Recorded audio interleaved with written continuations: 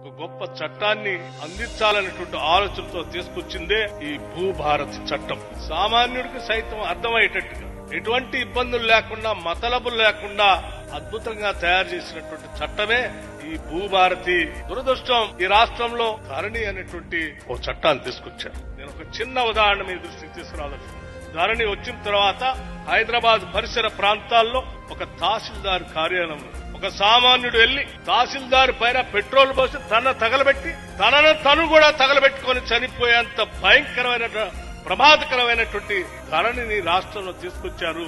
ఆ సామాన్యుడు దాడి చేసింది ఎంఆర్ఓ మీద కాదు, ఆనాటి ప్రభుత్వం మీద దాడి చేశారు. మీరు దాన్ని అర్థం చేసుకోండి, దీన్ని మార్చండి అని చెప్తే కూడా పట్టించుకోనటువంటి దుర్మార్గపు పాలనలో వచ్చినటువంటి ధరణిని ఈ రోజు మార్చి ఈ భూభారతి చట్టం ద్వారా తిరిగి అసైన్మెంట్ కమిటీస్ ని పునరుద్ధరిస్తున్నాం.